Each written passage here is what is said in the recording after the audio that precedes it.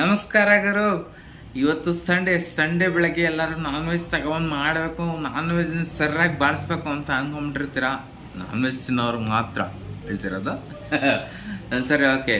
ಅದಕ್ಕೆ ನಿಮಗೆ ಇವತ್ತು ಈವ್ನಿಂಗ್ ಸ್ನ್ಯಾಕ್ಸ್ಗೋಸ್ಕರ ಒಂದು ಒಳ್ಳೆ ರೆಸಿಪಿನ ಇಟ್ಕೊಂಡ್ಬಂದಿದ್ದೀನಿ ನಾನ್ ವೆಜ್ಜಲ್ಲಿ. ಆ ರೆಸಿಪಿ ಏನು ಅನ್ನೋದನ್ನ ನಿಮಗೆ ಈಗ ಹೇಳ್ತೀನಿ, ಅಥವಾ ತೋರಿಸ್ತೀನಿ ನೋಡಿ. ಅದು ತೋರಿಸಿದ್ರೆ ನಿಮಗೆ ಮಜಾ ಸಿಗತ್ತೆ. ತೋರಿಸ್ತೀನಿ ನೋಡಿ.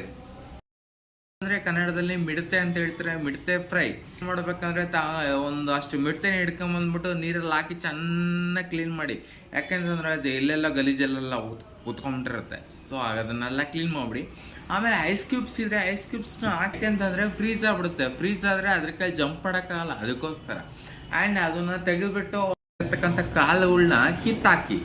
ಯಾಕೆ ಅಂತಂದರೆ ಐಸ್ ಕ್ಯೂಬ್ಸ್ ಅಲ್ಲಿಂದ ಮಿಸ್ ಆಗಿರ್ತಕ್ಕಂಥ 1-2 ಮಿಡತೆಗಳು ಜಂಪ್ ಆಗಿ ಹೋಗ್ಬಿಟ್ರೆ ಏನು ಮಾಡೋದು, ಅದಕ್ಕೆ ಅದು ಕಾಲನ್ನ ಕಿತ್ತಾಕ್ಬಿಟ್ರೆ ಯಾವ್ದು ಜಂಪ್ ಮಾಡೋಕ್ಕಾಗಲ್ವಲ್ಲ, ಹಂಗೇ ಇರುತ್ತೆ. ಸ್ಟೆಪ್ ಏನಂತಂದರೆ ಮೈದಾ ಹಿಟ್ಟು ಚೆನ್ನಾಗಿ ತಗೊಂಬಿಟ್ಟು ಚೆನ್ನಾಗಿ ಮಿಕ್ಸ್ ಮಾಡಿಬಿಟ್ಟು ಆ ಮಿಡತೆಗಳ್ನ ಹಿಡಿದು ಅದ್ರಲ್ಲಿ ಹಾಕ್ಬಿಟ್ಟು ಅದನ್ನು ಮಿಕ್ಸ್ ಮಾಡಿ ಮ್ಯಾರಿನೇಟ್ ಮಾಡಿಬಿಟ್ಟು ಸ್ವಲ್ಪ ಹೊತ್ತು ಇಟ್ಬಿಟ್ಟು ಆಮೇಲೆ ಅದನ್ನು ತೆಗೆದು ಎಣ್ಣೆಲ್ಲಿ ಹಾಕಿ ಚೆನ್ನಾಗಿ ಫ್ರೈ ಮಾಡಿದಾಗ ಅದು ಹೆಂಗಿರುತ್ತೆ ಅಂದರೆ ಹಿಂಗೆ ಕೆಂಪುಗೆ ಒಳ್ಳೆ ಒಣಮೆಣ್ಸಿನ್ಕಾಯಿ ಥರ ಇರುತ್ತೆ.